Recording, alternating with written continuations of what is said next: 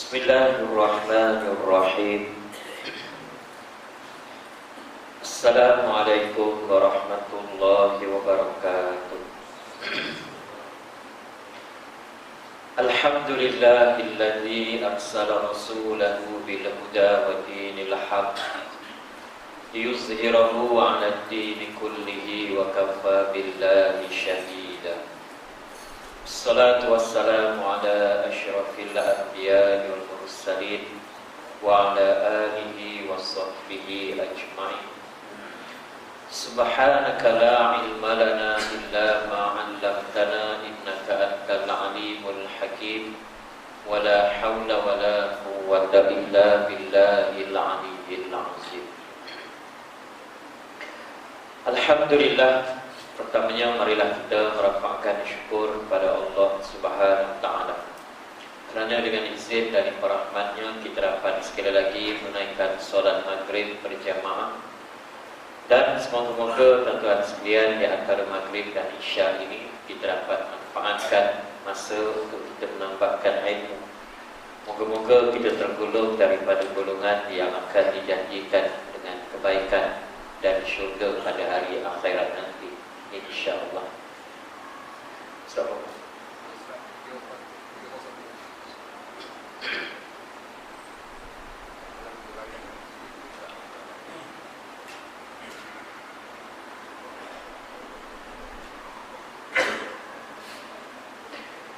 InsyaAllah pada malam ini tuan-tuan sekalian kita sambung pengajian kita berkaitan kitab Tarbiyatul Aulad fil Islam, dan tajuk besarnya adalah tanggungjawab pendidikan mental.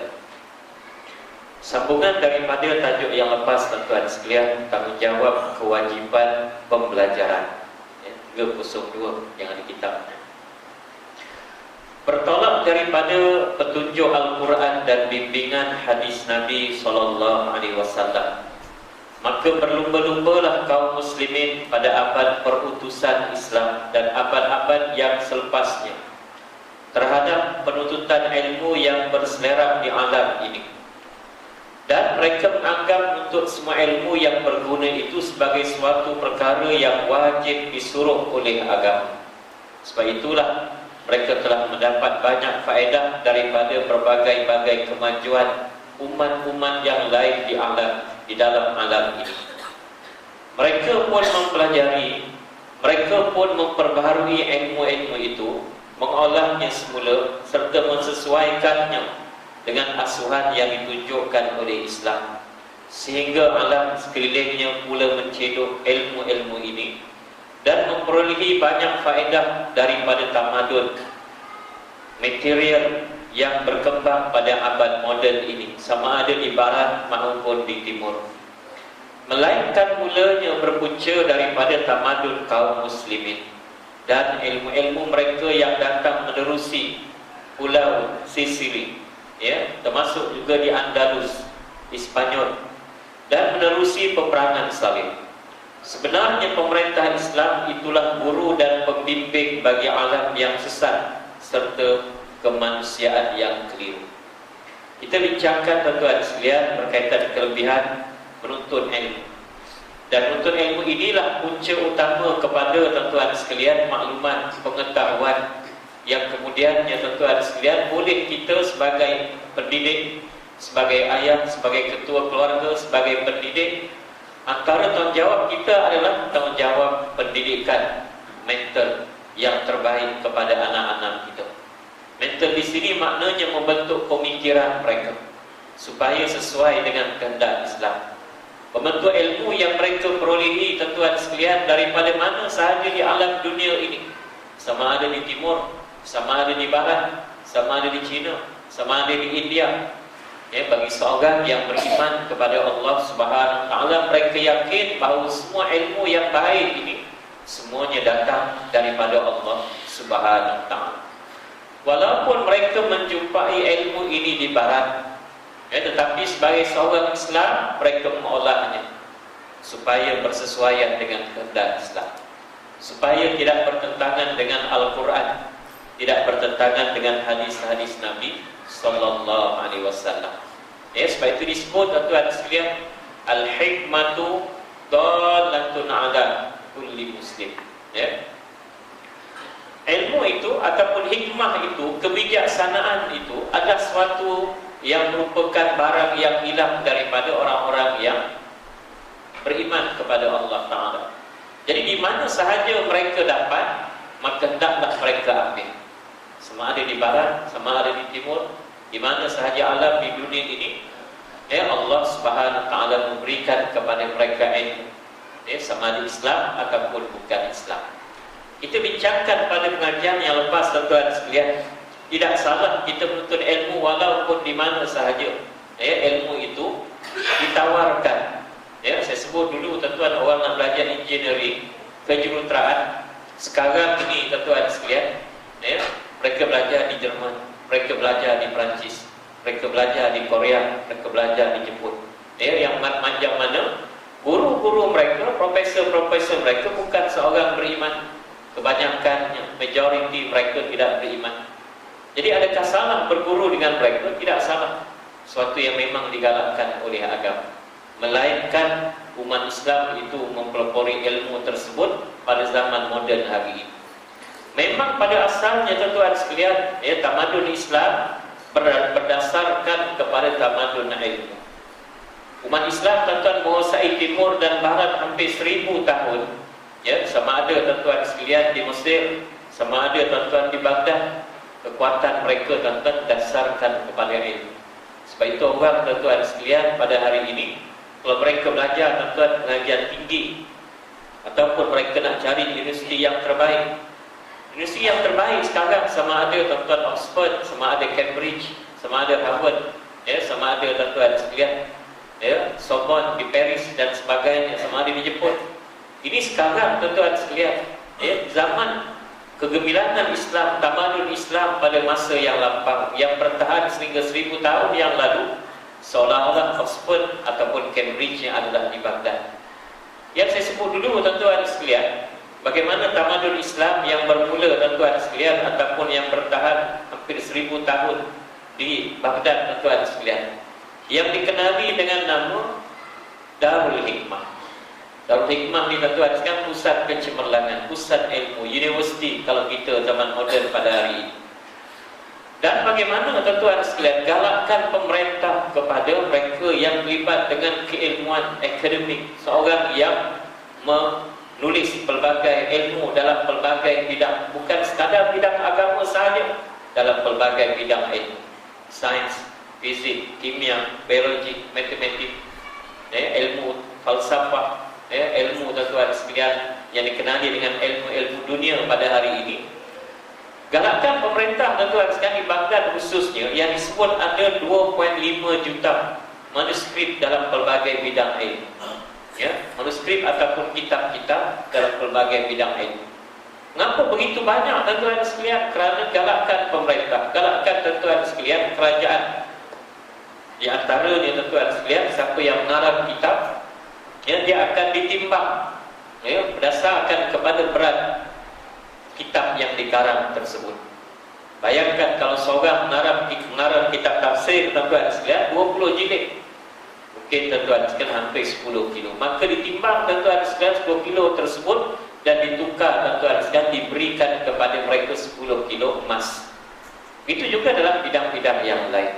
Galakkan yang cukup tinggi kepada tuan-tuan para ilmuwan.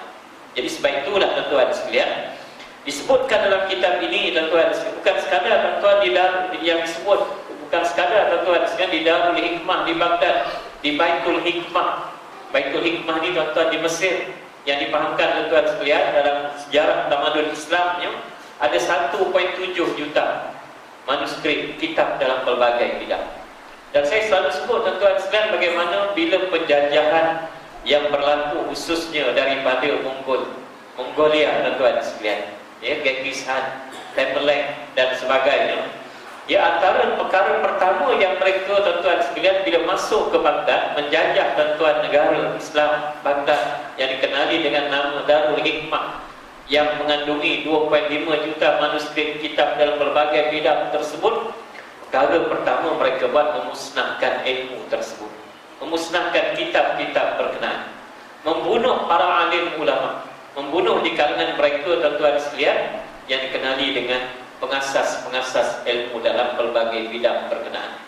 Disebutkan tuan-tuan sekalian, di antara disebutkan orang boleh menyeberang antara sungai Tigris dengan sungai Efratis di Baghdad tersebut dengan memijak ataupun dengan menyeberanginya dengan memijak kitab-kitab yang dibuang ke dalam dua sungai berkenaan.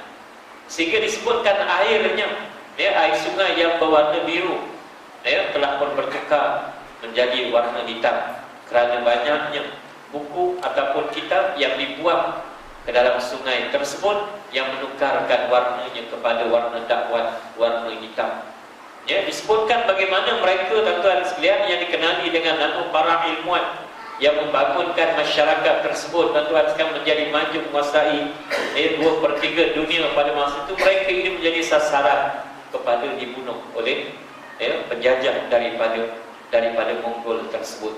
Disebutkan sehingga kepala mereka dipenggal sehingga membentuk piramid kepala manusia. Ini sejarah yang panjang tuan-tuan sekalian. Sebahagian besarnya tuan-tuan sekalian memang tuan-tuan dimusnahkan ke dalam sungai tersebut, tetapi masih ada lagi sebahagian kecilnya yang sempat diselamatkan, termasuk tuan-tuan sekalian yang dibawa ke barat dalam era penjajahan, dalam tuan-tuan sekalian penjajahan British, penjajahan Perancis dan sebagainya. Kitab-kitab ini tuan-tuan sekalian dibawa tuan-tuan ke perpustakaan mereka, sama ada di British tuan-tuan library, sama ada tuan-tuan sekalian di Leiden, di Belanda dan sebagainya. Sehinggalah hari ini tuan-tuan sekalian termasuklah manuskrip dalam pelbagai bidang ilmu daripada ulama-ulama Nusantara tuan-tuan sekalian daripada tanah Melayu. Kita sebutkan tuan-tuan sekalian dalam apa yang disebutkan oleh pengarang kitab ini tuan-tuan sekalian. Mereka menganggap menuntut semua ilmu yang berguna itu sebagai suatu perkara yang wajib dan disuruh oleh agama. Sebab itu Allah Subhanahu taala, Nabi SAW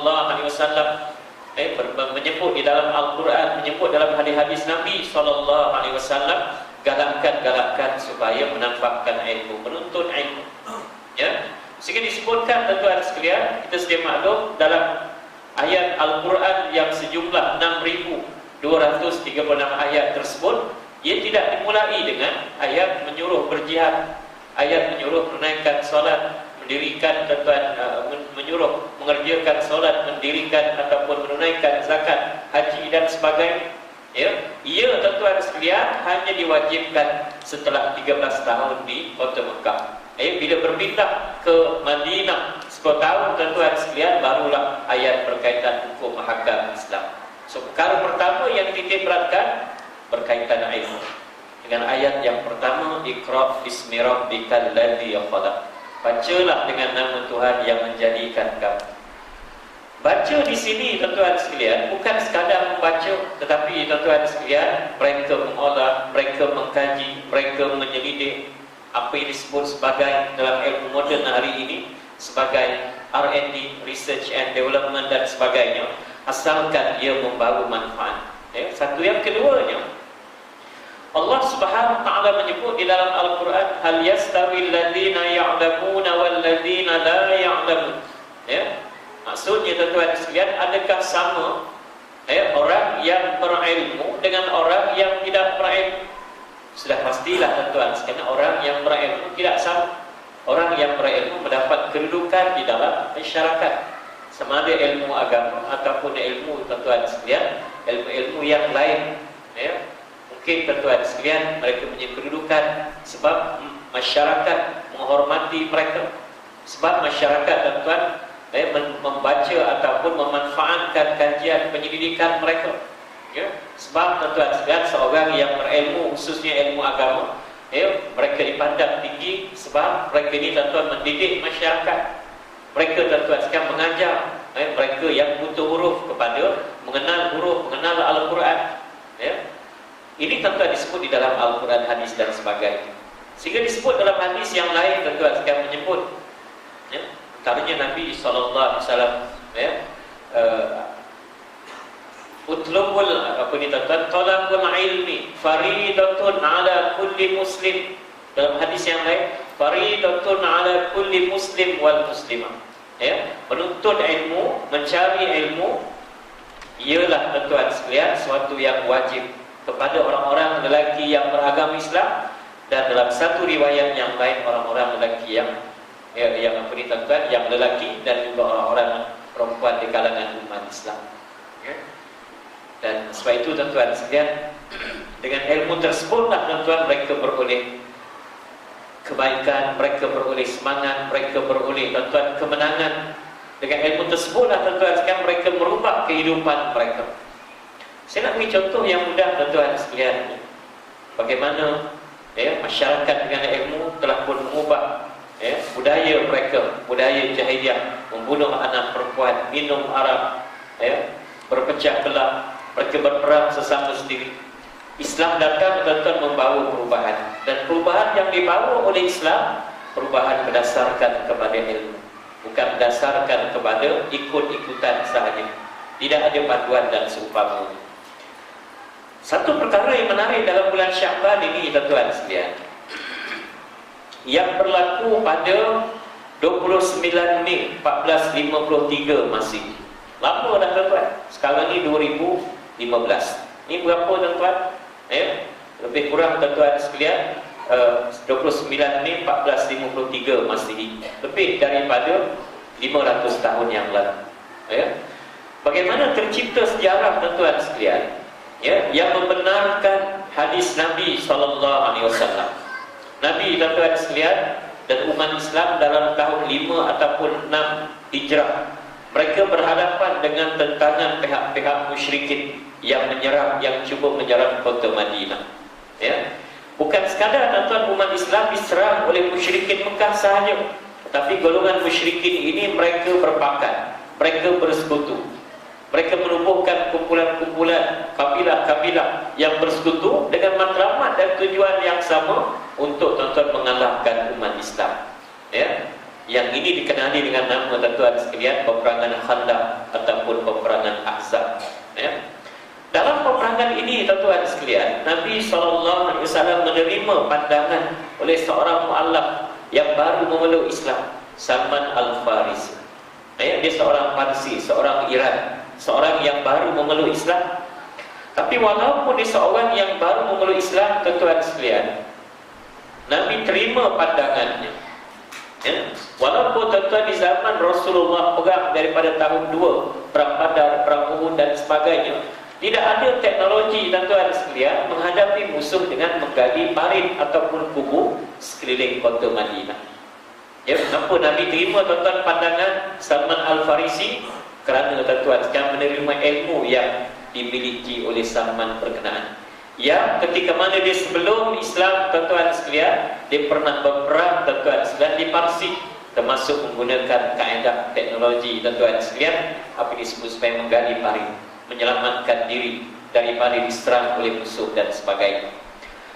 Peristiwa perang Ahzab ini tuan-tuan sekalian berlaku pada bulan Ramadan. Umat Islam sedang berpuasa. Peristiwa tuan-tuan perang Ahzab ini berlaku pada bulan Syawal. Tetapi kerja-kerja menggali parit kubur tuan-tuan sekalian bermula pada bulan Ramadan. Umat Islam sedang berpuasa. Mereka lapar tuan-tuan pada siang harinya. Mereka bekerja keras menggali kubur sekeliling kota Madinah berkenaan. Dan Nabi SAW tidak membiarkan para sahabat. Mereka bekerja bersendirian. Tapi Nabi tuan-tuan turun ke padang bersama lebih daripada 800 orang sahabat. Di mana disebutkan tuan-tuan sekalian, batu-batu yang besar yang tidak dapat dipecahkan oleh para sahabat, Nabi sendiri yang turun memecahkan batu-batu berkenaan. Sehingga tuan-tuan sekalian, Nabi mengeluarkan satu kata-kata ataupun disebut sebagai hadis Nabi SAW, hadis ramalan yang akan berlaku pada masa hadapan. Ramalan yang akan berlaku pada masa depan. Kalau kaji cuaca, kalau ramalan bintang tuan-tuan tak semestinya benar, berdasarkan pada ilmu mereka yang terbatas sedikit sahaja. Tapi ramalan yang dibuat oleh Nabi SAW, ia pasti akan berlaku. Bila masanya itu sahaja tuan-tuan sekalian, lambat ataupun cepat. Apa yang disebut oleh Nabi SAW ketika mana memecahkan batu-batu yang digali, dikorek ketika mana menggali kubur di sekeliling kota Madinah tersebut. Nabi menyebut tuan-tuan sekalian kota Konstantinia, ataupun nama kemudiannya dikenali dengan nama Istanbul. Selepas daripada tuan-tuan sekalian naiknya Presiden Turki tuan-tuan sekalian, yang bernama tuan-tuan sekalian Mustafa Kemal Atatürk, ditukar nama daripada Istanbul kepada Istanbul kekal pada hari ini. Kota Konstantinia, Istanbul, akan dibuka oleh umat Islam ataupun akan dikalahkan oleh umat Islam. Pemimpinnya, rajanya adalah sebaik-baik raja, tenteranya adalah sebaik-baik tentera.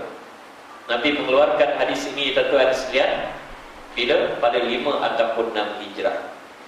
Tetapi peristiwa ini berlaku tuan-tuan pada 29 Mei 1453 Masihi, 822 tahun kemudian, selepas Nabi tuan-tuan sekalian bersabda dalam perang Ahzab ataupun perang Khandaq berkenaan. Walaupun sebelum daripada itu tuan-tuan sekalian ada 12 orang di kalangan mereka sahabat, di kalangan mereka tabi'in, di kalangan mereka tuan-tuan panglima tentera Islam, mereka cuba untuk tuan-tuan sekalian menyahut seruan Nabi dalam hadis berkenaan membuka kota Istanbul, tapi semuanya berakhir dengan kegagalan. Melainkan pada 29 Mei 1453 Masihi, bagaimana Sultan Muhammad Al-Fatih, yang pada masa itu tuan-tuan sekalian umurnya hanya 21 tahun. Setahun ni tuan-tuan sekalian, kalau kita di Malaysia ini baru masuk, baru habis mungkin degree tuan-tuan sekalian, baru habis diploma mungkin 2 tahun setengah, ataupun degree first year, second year dan sebagainya. Tapi tuan-tuan sekalian, Muhammad Al-Fatih berjaya membuka kota Istanbul, melaksanakan hadis yang Nabi sebut 822 tahun yang lalu. Disebutkan tuan-tuan sekalian tenteranya berjumlah 250,000 orang. Tenteranya berjumlah 250,000 orang menghadapi musuh tuan-tuan sekalian yang jumlahnya lebih 3 kali ganda daripada jumlah berkenaan. Dan mereka memiliki tuan-tuan sekalian 70 kapal laut. Suatu yang amat mengejutkan tuan-tuan sekalian, kapal laut yang dimiliki oleh umat Islam yang kemudiannya berjaya membuka kota Istanbul berkenaan, ia ditarik tuan-tuan di atas daratan hampir 10 jam. Tidak pernah berlaku tuan-tuan kapal laut ditarik di atas daratan.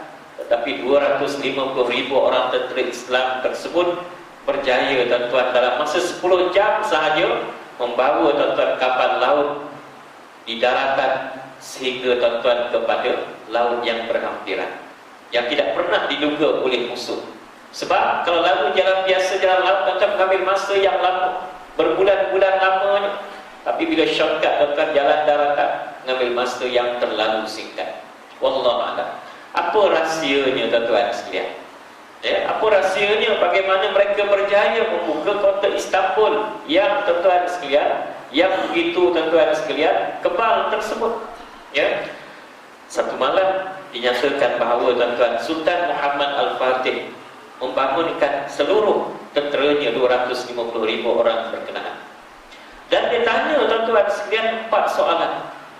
Siapa yang tidak pernah meninggalkan solat fardu 5 waktu, walaupun sekali, daripada sejak kecilnya, hendaklah dia hidup. Kesemua tenteranya tegak berdiri tuan-tuan sekalian. Maknanya tak ada seorang pun di kalangan mereka tuan-tuan sekalian yang meninggalkan sembahyang sejak daripada balik, sejak daripada kecil. Bila sembahyang mereka jaga tuan-tuan sekalian, sembahyang fardu mereka jaga, Allah Ta'ala akan jaga 1001 kehidupan mereka. Prasyarat untuk mendapat kemenangan telah nyata tuan-tuan dalam soalan yang pertama tersebut. Yang kedua tuan-tuan sekalian, Muhammad Al-Fatih bertanya kepada tenteranya, siapa di kalangan kamu yang tidak pernah meninggalkan solat berjamaah. Sejak daripada kecil lagi, sila dulu. Semua mereka masih tegak berdiri, tuan-tuan sekalian. Bukan sekadar semayang 5 waktu, tuan-tuan sekalian. Semayang 5 waktu tersebut mereka buat dengan berjamaah. Yang disebut oleh hadis Nabi SAW, as-salatul jama'ati tafdulu ala salatil fazzi bisab'in wa ishrina darajat. Solat jamaah yang kamu kerjakan diberikan ganjaran pahala 27 kali di sisi Allah Ta'ala, lebih baik daripada solat bersendirian. Mereka yang menjaga jamaah, mereka yang menjaga hubungan mereka dengan Allah Ta'ala dan hubungan mereka sesama manusia.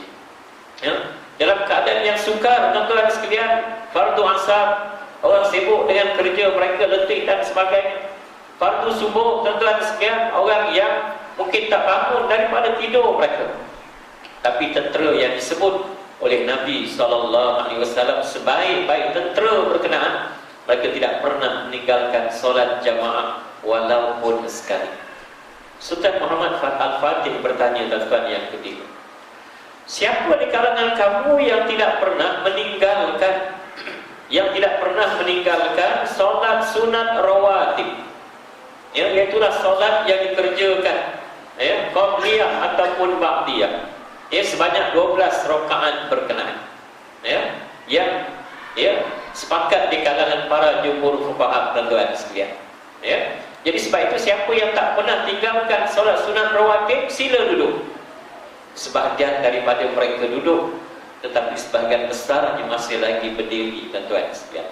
Dan soalan yang terakhir, tuan-tuan sekalian, siapa di kalangan kamu, kata Muhammad Al-Fatih, yang tidak pernah meninggalkan tahajud walaupun sekali daripada kecilnya? Semuanya mereka, tuan-tuan, tenteranya tadi semuanya duduk. Meninggalkan hanya seorang sahaja yang masih tegak berdiri, iaitulah pemimpinnya yang bernama Sultan Muhammad Al-Fatih. Inilah yang disebut, tuan-tuan sekalian, oleh Nabi SAW, kota Konstantinopel akan ditawan oleh umat Islam, rajanya sebaik-baik raja, tenteranya sebaik-baik tentera. Kita, tuan-tuan sekalian, nak mendapat kekuatan dalam kehidupan ini, tuan-tuan sekalian, hidayah, petunjuk, rahmat, pemberian rezeki, yang limpah ruah daripada Allah Ta'ala, sudah pasti, tuan-tuan, dengan melaksanakan keempat-empat perkara tersebut yang dasarkan kepada ilmu, sama ada disampaikan di dalam Al-Quran ataupun hadis Nabi SAW. Ramalan Nabi, tuan-tuan, pasti akan berlaku. Satu contoh yang lain, tuan-tuan sekalian, dalam peristiwa hijrah, tuan-tuan sekalian, Nabi keluar daripada rumahnya ketika mana dikepung oleh 100 orang di kalangan pemuda-pemuda Quraisy. Mereka ini, tuan-tuan, bercadang plan mereka, strategi plan mereka, kepung rumah Muhammad, kemudian mereka akan bunuh dengan 100 bilah pedang. Tidak ada seorang pun akan tuntut bela di atas kematian Muhammad. Kalau seorang, sudah pastilah mereka akan tuntut bela keluarga Nabi Muhammad. Sama ada Bani Hashim, sama ada Bani Abdul Muttalib, mereka akan menuntut bela. Tapi kalau 100 pedang yang akan menusuk, akan mencincang mati Muhammad SAW, tiada siapa pun yang akan menuntut bela. Itu perancangan mereka. Allah Ta'ala Maha merancang. Allah Ta'ala lebih baik perancangan daripada mereka. Wa makaru wa makarallah wallahu khairul makirin. Nabi keluar, tuan-tuan, dengan selamat, dan 100 pemuda ini kesemua mereka tertidur di luar pintu rumah Nabi SAW. Antaranya dengan Nabi membaca sepotong ayat daripada surah Yasin. Wa ja'alna min baini aydihim sadda wa min khalfihim sadda fa aghshaynahum fahum la yubsirun. Ayat ini dibaca, tuan-tuan sekalian, sehingga bila Nabi keluar daripada rumahnya, mereka tak nampak Nabi keluar, tuan-tuan sekalian. Berita, tuan-tuan, Nabi meninggalkan rumahnya yang menyebabkan 100 orang pemuda Quraisy itu tertidur tak sedar, tuan-tuan sekalian, mengejutkan kota Makkah. Lalu mereka, tuan-tuan sekalian, di kalangan pemimpin-pemimpin Quraisy, Mereka tuan-tuan berusaha, termasuk tuan-tuan sekalian mengejar Nabi ataupun mencari Nabi hidup ataupun mati, sehingga tuan-tuan sekalian ada tawaran, siapa yang dapat membawa kepada Muhammad hidup ataupun mati, 100 ekor unta dia akan dapat. Jadi semua orang tuan-tuan sekalian mencari peluang tersebut untuk cari Muhammad sampai ke lubang cacing, untuk dibawa untuk mendapat habuan yang reward yang dijanjikan. Termasuklah seorang pemuda tuan-tuan sekalian Quraisy yang bernama Suraqah bin Malik. Suraqah bin Malik ni tuan-tuan sekalian nampak kelibat Nabi Muhammad. Bila kawan dia tanya nampak tak Muhammad, tak nampak. Pak dia nak seorang-seorang bulut habuan berkenaan. Lalu dia tuan-tuan sekalian dapat mengesan Nabi dengan Sayyidina Abu Bakar dan sampai tuan-tuan sekalian depan Rasulullah sallallahu alaihi wasallam yang tidak bersenjata, dengan senjata di tangan, dengan menaiki kuda tuan-tuan sekalian. Suraqah bin Malik menyebut tuan-tuan sekalian, wahai Muhammad, siapa yang boleh selamatkan kamu sekarang? Tiba-tiba Nabi dengan penuh keyakinan tuan-tuan menjawab jawapan yang paling tuan-tuan menggerunkan Suraqah bin Malik. Yang mana jawapan ini tuan-tuan sekalian menyebabkan kuda yang dinaikinya terjelus ke dalam tanah, ke dalam pasir, menyebabkan tuan-tuan pedang yang dipegangnya tuan-tuan sekalian jatuh ke tanah, ke pasir tuan-tuan sekalian.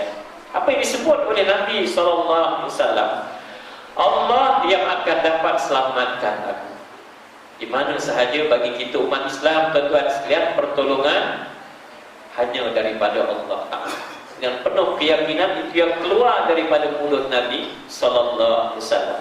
Nabi ambil pedang tuan-tuan sekalian Suraqah bin Malik, dan Nabi tuan-tuan letak kepada tuan-tuan leher Suraqah bin Malik.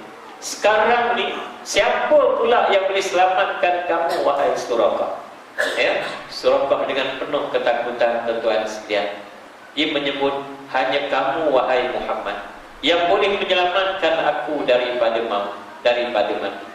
Nabi tuan-tuan membebaskan Suraqah bin Malik dan menjanjikan bahawa Rom akan jatuh ke tangan umat Islam. Romawi pada masa itu tuan-tuan akan jatuh ke tangan umat Islam, dan kamu akan dikalungkan, kepala kamu akan diletakkan dengan mahkota kebesaran Raja Rom. Kaisar akan kalah, dan kemudian kamu akan nanti dikalungkan, letak di kepala tuan-tuan mahkota kebesaran Rom. Nabi wafat tuan-tuan sekalian kemudian setelah pada tahun berlaku 10 Hijrah. Kemudian tuan-tuan sekalian di zaman Sayyidina Abu Bakar belum menjadi kenyataan. Zaman Sayyidina Umar tuan-tuan sekalian, apa yang dinyatakan, diisyaratkan dalam hadis Nabi memang telah berlaku. Di zaman Sayyidina Umar, umat Islam menang mengalahkan tentera Rom tuan-tuan sekalian. Walaupun bilangan umat Islam pada masa itu tidak sampai 40,000 orang, dan mereka berhadapan dengan tentera seramai 240,000 orang. Akhirnya mereka berjaya. Dan tuan-tuan sekalian, Sayyidina Umar Al-Khattab memberikan mahkota kebesaran Rom tadi kepada Suraqah bin Malik sebagai melaksanakan apa yang dinyatakan oleh Nabi SAW. Ini tuan-tuan sekalian perkara benar yang berlaku, dan kesemuanya ini tuan-tuan sekalian dicapai dengan dua perkara penting, dengan ilmu dan satu dengan keimanan kepada Allah Subhanahu wa Ta'ala. Mari kita lihat pengakuan daripada beberapa ahli falsafah barat yang tahu mengenang budi tentang kebesaran kepentingan ilmu dan tamadun yang dipegang oleh kaum muslimin dalam masa yang panjang daripada sejarah. Mengapa disebut tuan-tuan di kalangan ilmuwan barat yang mengenang budi? Sebab mereka tahu yang mengasaskan ilmu di kalangan umat manusia bermula dengan tamadun Islam. Yang lain tuan-tuan sekarang menyatakan baratlah yang mengasaskan segala-galanya. Baratlah yang membawa kemajuan kepada masyarakat, umat manusia. Barat yang mengasaskan tamadun ilmu dan sebagainya.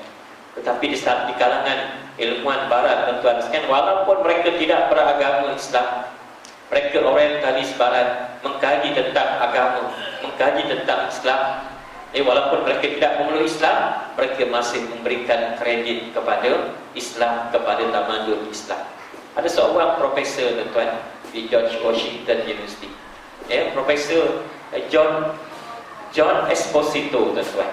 Orang kata tuan dihafal Quran, memang dikaji Quran, memang dikaji tuan. Profesor dalam bidang tuan agama, perbandingan, comparative religion dan sebagainya. Semua dia tahu tuan tentang Islam, tapi Islam tidak sampai hidayah ke dalam hatinya. Tapi tuan sekalian, dia masih memberikan tuan sekalian kredit kepada tuan tamadun Islam. Islamlah yang mengasaskan ilmu dan sebagainya. Telah berkata seorang ilmuwan barat, Charisti, di dalam pembicaraannya tentang kesenian Islam, lebih kurang selama 1000 tahun Eropah terus menerus memperhatikan kesenian Islam, seolah-olah dia suatu benda ajaib daripada keajaiban dunia. Bagaimana tuan mereka melihat kesenian Islam, melihat tuan apa disebut sebagai apa ni tuan sekalian artistik, ataupun disebut sebagai kalau bangunan disebut sebagai tuan sekalian sebagai semi banner keindahan Islam itu. Sama ada di timur, sama ada di barat, sama ada tuan sekalian di India, sama ada yang ditinggalkan oleh Mongol dan seumpamanya. Kajian mereka tuan, macam mana mereka boleh buat? 1000 tahun yang lalu mereka dah maju tuan. Macam mana orang dulu yang mereka tafsirkan sebagai mundur, mereka boleh berjaya? Sudah pastilah mereka mempunyai kepakaran, mempunyai keilmuan dan seumpamanya.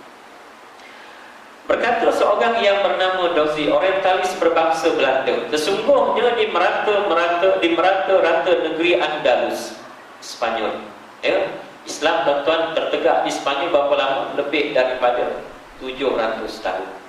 Tetapi kemudian dia kalah di dalam peperangan salib. Sehinggalah tuan sekalian, kekalahan tersebut kesannya sampai hari ini tuan. Yang tinggal hanyalah tuan sekalian, kesan-kesan seni banner yang aman menarik di Granada, Masjid Biru dan seumpamanya tuan sekalian.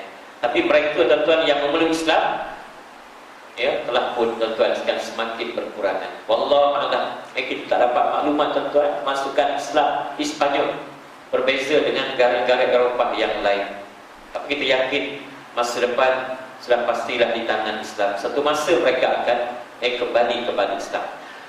Disebutkan tuan sekalian, sesungguhnya di merata-rata negeri Andalus, negeri-negeri di Andalus, ada namanya tuan Barcelona, Granada tuan sekalian, apalagi tuan, banyak tempat-tempat negeri yang pernah dikuasai oleh umat Islam.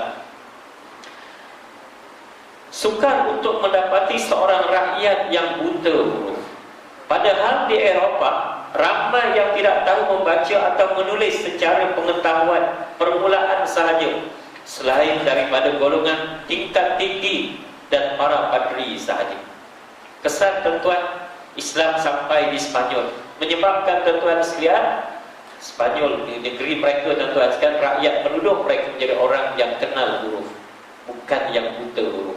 Sebab ayat pertama daripada Al-Quran yang pernah menjadi tuan sumber kepada kehidupan mereka bermula dengan Iqra. Dan Iqra ini bukan sekadar ditulis di dalam Al-Quran kitab sahaja, ia dijelmakan dengan galakan menuntut ilmu.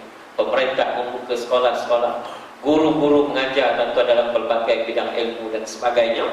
Sedangkan kata orientalis ini menyebut tuan sekalian, sedangkan di barat tidak ramai orang yang kenal huruf, celik huruf, kecuali golongan bangsawan, kecuali golongan tuan sekalian para padri sahaja. Itu dulu tuan sekalian. Sekarang ini terbalik ikut pula tuan sekalian. Ramai di kalangan umat Islam buta huruf tuan sekalian. Contohnya tuan sekalian, Malaysia 2% sahaja yang buta huruf. Ini mungkin di pedalaman tuan, di Sabah, di Sarawak, yang mungkin tak sempat komunikasi yang berjalan yang sukar dan sebagainya. Tapi di negara-negara lain tuan sekalian, di Bangladesh disebutkan kalau buta huruf hampir 70%. Di Mesir tuan sekalian, kalau buta hurufnya hampir 35%. Jadi sebab apa tuan sekalian? Antara Al-Quran di dalam kitab tersebut Ia hanya sekadar dibaca, tapi tidak turun dalam bentuk tuan-tuan sekalian tindakan, dalam bentuk tuan-tuan tanggungjawab, semangat untuk ilmu dan seumpamanya. Itu sekarang tuan-tuan sekalian yang berlaku. Allah Alam. Sikit lagi. Berkata Lane Paul di dalam bukunya Orang Arab dan Spain, adalah Eropah yang buta huruf itu terkenal dengan kejahilan dan kemunduran, padahal Andalus memegang teraju ilmu pengetahuan dan bendera pembelajaran. Spanyol dulu tuan-tuan sekalian, yang bertapak Islam 7,700 tahun, bukan sekadar bertapak pemerintah mereka Islam, tapi dengan Islam yang mereka pelajari di dalam Quran dan hadis tersebut, mereka tuan-tuan jadikan realiti dalam kehidupan. Jadikan bentuk-bentuk tuan-tuan sekalian, apa ni tuan-tuan, agenda dalam pemerintahan, dalam tuan-tuan sekalian pentadbiran. Berkata tuan-tuan sekalian Brevoort dalam bukunya Pembentukan Kemanusiaan, ilmu pengetahuan adalah satu-satunya bahagian yang dihidangkan oleh tamadun Barat, tamadun Arab kepada alam moden ini, dan hampir tiada terdapat sesuatu dari segi-segi kemajuan Eropah melainkan didapati di situ kesan dan daripada kebudayaan Islam yang sangat berpengaruh. Hanya yang paling besar kesannya dan amat berpengaruh sekali ialah semangat yang menimbulkan kekuatan membentuk gejala yang menonjol dan yang kekal di dalam alam moden ini, serta sumber yang tertinggi yang menyokongnya. Yang dimaksudkan ialah ilmu yang tabi'inya serta roh keilmuan. Semua hakikat-hakikat ini menunjukkan bahawa Islam agama yang membina dan agama yang terus hidup daripada dulu tuan-tuan sehinggalah pada hari ini. Ini tuan-tuan kajian-kajian mungkin yang lama, tahun 50-an, tahun 60-an, pandangan orientalis barat tersebut. Mungkin orang nak apa bukti sekarang ni? Di antaranya tuan-tuan sekalian, ada seorang pengarang buku tuan-tuan sekalian, 100 tokoh yang paling berjasa dalam kehidupan moden tuan-tuan sekalian. Mereka membariskan tokoh-tokoh, sama ada saintis, sama ada pemimpin, sama ada tuan-tuan siapa sahaja, sama ada di timur, sama ada di barat, di seluruh dunia.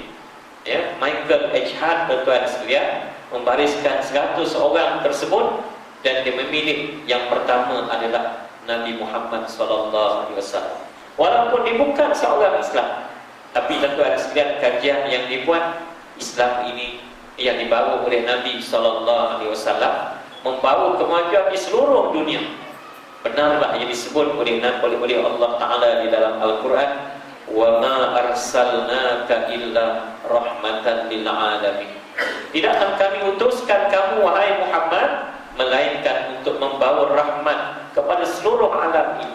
Rahmat dari segi ilmu, rahmat dari segi undang-undang, rahmat daripada segi kehidupan, pendidikan, sosial dan seumpamanya tuan-tuan sekalian.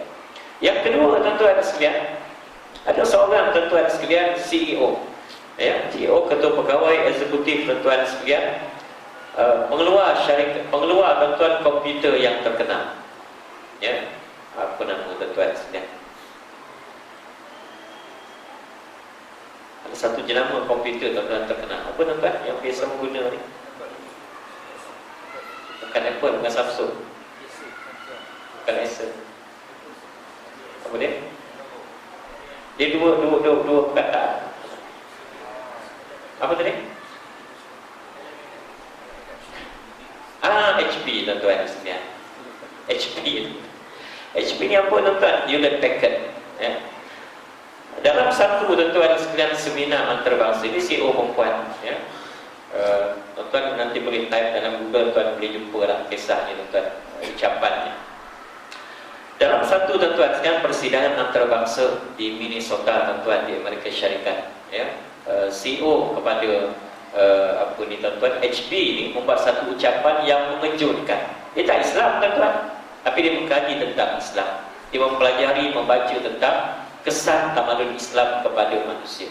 Dia kata apa tuan-tuan sekalian? Teknologi yang kita miliki pada hari ini, sistem komputer, sistem macam-macam tuan-tuan sekalian, kehidupan yang hari ini cukup cepat, pantas dan sebagainya, Ia sebenarnya diasaskan ribuan tahun yang lalu. Ya, bagaimana masyarakat yang pada masa itu mereka yang tertinggal, mundur jauh ke belakang, tetapi mereka telah pun berubah. Dia datangnya seorang lelaki yang dikenali dengan nama Muhammad. Dialah membawa kemajuan kepada masyarakat. Dialah yang mendekatkan di antara mereka. Tidak ada lagi pertempuran, tidak ada lagi peperangan. Dialah yang memberikan martabat ataupun kedudukan yang tinggi kepada golongan wanita. Kemudian tuan-tuan, panjanglah tuan-tuan ucapan dia. Dialah mengasaskan, dan Islam inilah yang mengasaskan kepada kemajuan di seluruh dunia, termasuk di timur, termasuk di barat.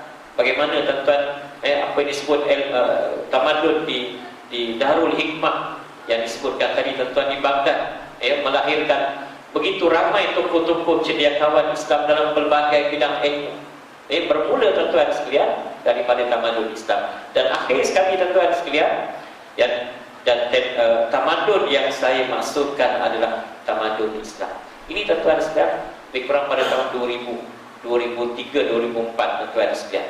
Dan ini tuan-tuan sekalian di antara satu lagi pengiktirafan dunia tuan-tuan kepada ilmu ataupun tamadun yang diasaskan oleh agama ataupun ajaran Islam yang dibawa oleh Nabi SAW. Sekali lagi berkata Abu Syabakah dalam bukunya, Perikatan Pemikiran dan Kerohanian antara Arab dan Eropah.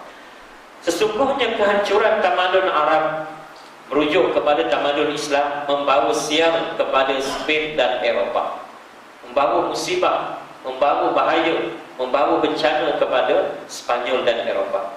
Sebab Andalus ataupun Spain ini tidak pernah mengenal kebahagiaan melainkan pada rejim lindungan kaum Arab. Tidak ada kebahagiaan, pembunuhan, kemunduran, ketertinggalan dan seumpamanya. Kemajuan hanya mereka capai yang oleh pengarang kitab ini tuan-tuan sekalian dengan Arab ataupun Islam.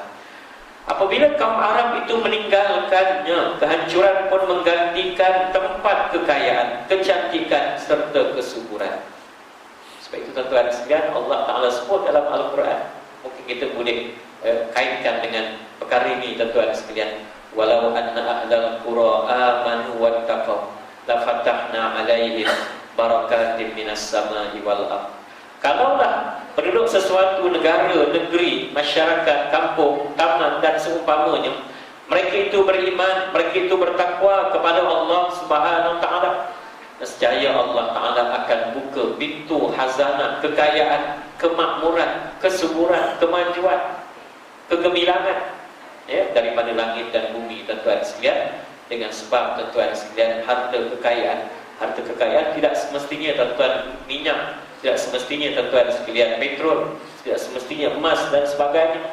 Termasuk juga tuan-tuan sekalian harta kekayaan ilmu yang dimanfaatkan, ilmu yang bermanfaat kepada masyarakat. Seorang lagi pengarang kitab tuan-tuan sekalian, pengarang buku H.R. Gibbs, dalam bukunya Approach Baru Terhadap Islam, dalam konteks ideologi pengujian yang diadakan di seluruh alam Eropah, dan yang mana dia adalah asal peninggalan Islam, dia mengatakan, saya yakin adalah antara hal yang disepakati oleh umum bahawa pemerhatian yang terperinci lagi halus yang dijalankan oleh para penyelidik muslimin telah membantu banyak kepada kemajuan ilmu pengetahuan secara berkesan dan ketara sekali. Dan bahawasanya melalui pemerhatian inilah maka dasar ujian itu telah sampai ke Eropah pada abad-abad pertengahan. Ujian apa tuan-tuan sekalian? Penyelidikan, pembangunan, R&D dan sebagainya, yang bermula tuan-tuan di zaman kegemilangan, khususnya di Baghdad, ke Mesir tuan-tuan sekalian. Akhirnya tuan-tuan sekalian sampai di barat, mereka komersialiskan sampai hari ini tuan-tuan. Kita tak nampak hari ini mungkin alat ciptaan dan sebagainya hari ini tuan-tuan yang dicipta oleh orang Islam, hampir semuanya daripada barat. Sedangkan asasnya, basicnya mereka ambil daripada tamadun ataupun daripada umat Islam. Victor Robinson dalam pembicaraannya yang panjang mengenai perimbangan antara tamadun Islam di Andalus dengan tamadun Eropah di abad pertengahan, adalah ramai pembesar-pembesar Eropah tidak tahu menandatangani nama-nama mereka. Ini tuan-tuan, satu perkara yang mungkin mengejutkan tuan-tuan. Ya. Ramai pembesar-pembesar bangsawan-bangsawan Eropah tidak tahu menandatangani sign nama-nama mereka, padahal anak-anak kaum muslimin di Cordoba di Spain, tuan-tuan sekalian, sudah pun pergi ke sekolah, sudah pun cerdik, sudah pun belajar, sudah pun menuntut ilmu. Ramai daripada para padri di Eropah salah ketika membaca buku agamanya dalam gereja kerana buta huruf, tak kenal huruf dan sebagainya. Ya, padahal guru-guru di Cordoba telah membentuk satu kutubkhana ataupun perpustakaan yang besar menandingi kutub-kutub Hana Iskandaria yang teragung tersebut. Ya, Iskandaria di mana dapat? Mesir. Jadi kalau tuan-tuan pergi ke Mesir, jangan lupa tuan-tuan sekalian pergi ke Iskandaria, tengok perpustakaan yang masih kekal sampai sekarang. Ya, nama famous ada tuan Iskandaria, nama-nama lama lah tuan. Alexandria. Ya, kalau anak-anak tuan-tuan ada belajar perubatan, tuan-tuan tempat yang apa ni, yang selesa, yang sesuai dan sebagainya. Ya. Jadi kita nak tunjukkan tuan-tuan sekalian bagaimana Islam membawa kemajuan, ya, menggalakkan ilmu, ya, menjadikan mereka cerdik huruf. Dan perbandingan Spanyol tuan-tuan letak di benua Eropah, tapi Spanyol yang dikuasai oleh Islam berbeza dengan Eropah yang lain, negara-negara yang berhampiran yang di dalam benua Eropah tersebut. Mereka tak kenal huruf, sedangkan tuan-tuan sekalian umat Islam dah bina sekolah, dah bina mungkin universiti dan sebagainya. Ya. Sebab itu tuan-tuan yang dirahmati Allah Ta'ala sekalian, ada duit, ada masa tuan-tuan sekalian, ya, tuan-tuan yang fikir banyak dan sebagainya, pergilah tuan-tuan sekalian lihat kesan-kesan, ya, tamadun Islam. Ya. Sebab itu dalam Al-Quran Allah Ta'ala sebut tuan-tuan sekalian, ya, siru fil ardi, ya, berjalanlah kamu, melanconglah kamu di atas muka bumi Allah Ta'ala ini, ya. Fayanzuru kaifa kana akibatul mukazzibin, maka saksikanlah, ya, lihatlah kesudahan golongan-golongan bangsa-bangsa yang mendustakan ayat-ayat Allah Ta'ala. Ya, sama ada tuan-tuan di mana di Spain ke, sama ada tuan-tuan sekalian di Mesir ke, sama ada tuan-tuan sekalian di benua Eropah yang lain ke, di mana sahaja kita berada bumi Allah yang ada kesan sejarah. Mereka maju kerana mereka mengamalkan Islam, mereka mundur kerana mereka menolak Islam. Umat-umat yang dimusnahkan oleh Allah Ta'ala kerana kejahatan, kezaliman yang telah mereka lakukan. Sesungguhnya semua bicara-bicara ini dan banyak lagi bicara yang lain membuktikan dengan jelas apa yang telah dimainkan oleh Islam dan daripada peranan yang kuat untuk meninggikan tamadun alam serta memancarkan cahaya keilmuan. Padahal para ilmuwan di Eropah pada abad-abad pertengahan dibunuh secara aniaya di merata-rata jalan secara terang-terangan pada siang hari disebabkan keberanian mereka dalam hal menonjolkan ilmu pengetahuan dan pemikiran.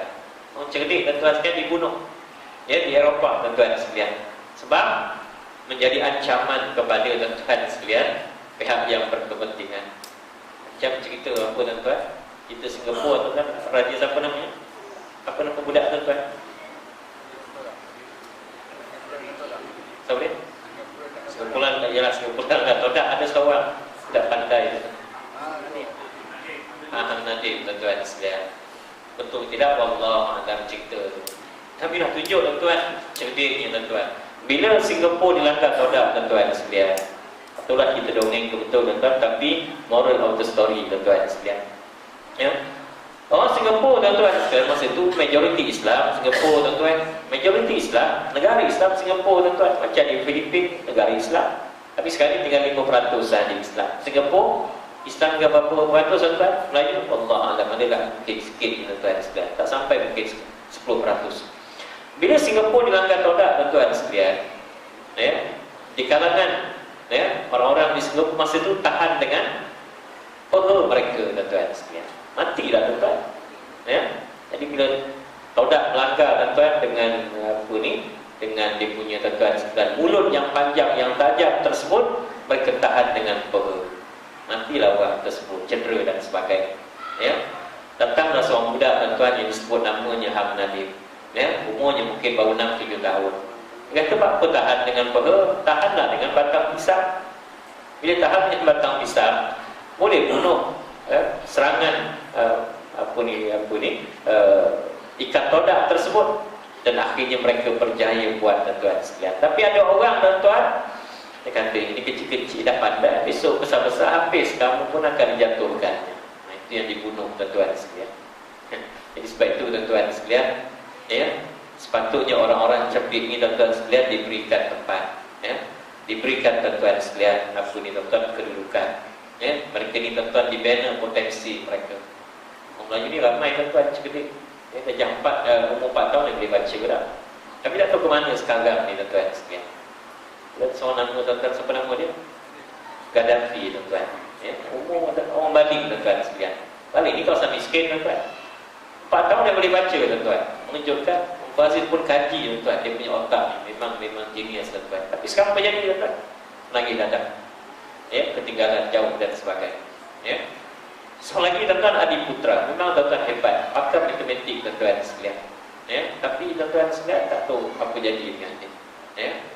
Janji tuan-tuan kata nak bangunkan potensi dia, kata nak letakkan di universiti yang terkenal dan sebagainya. Wallahualam.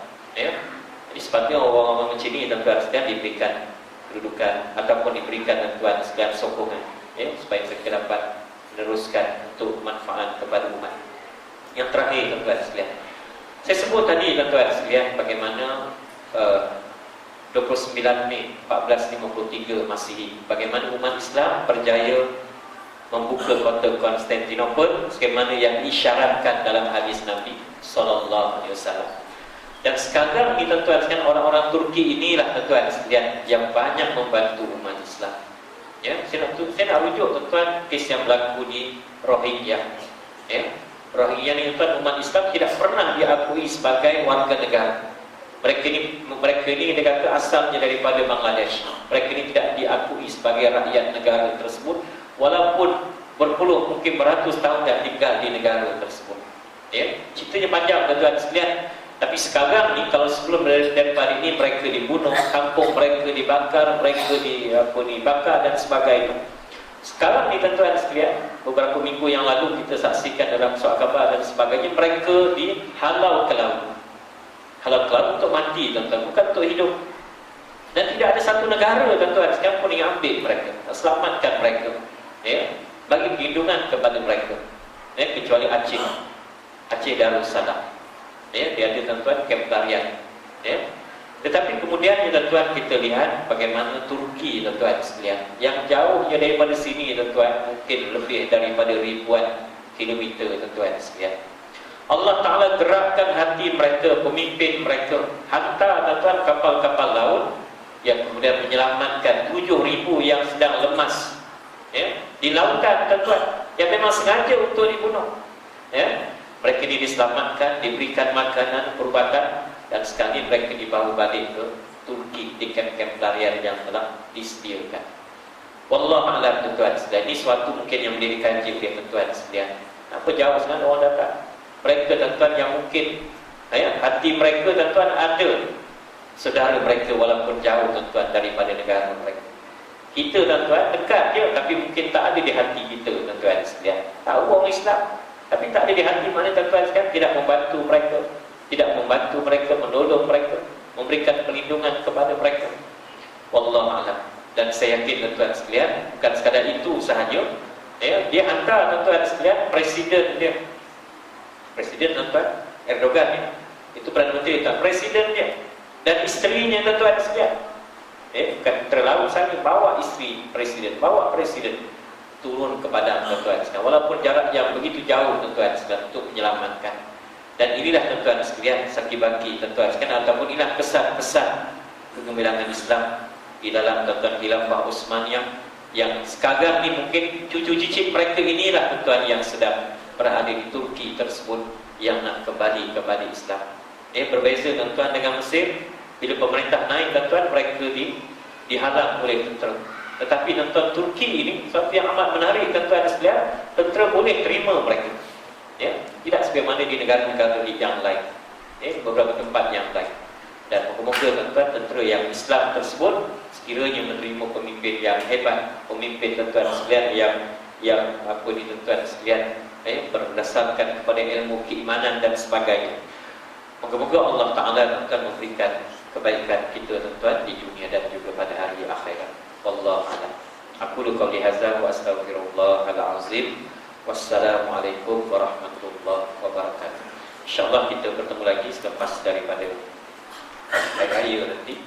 Sekiranya umur panjang tuan-tuan sekalian, kita sambung pengajian kita pada selepas hari raya. Bismillahirrahmanirrahim. Allahumma inna nas'aluka imanan kamilan wa nas'aluka qalban khashi'an wa nas'aluka ilman nafi'an wa nas'aluka dinan qayyiman wa nas'aluka yaqinan shadiqan. Rabbana 'alaika tawakkalna wa ilaika anabna wa ilaikal masir. Rabbana atina fid dunya hasanah wa fil akhirati hasanah wa qina adzabannar. Walhamdulillahi rabbil alamin.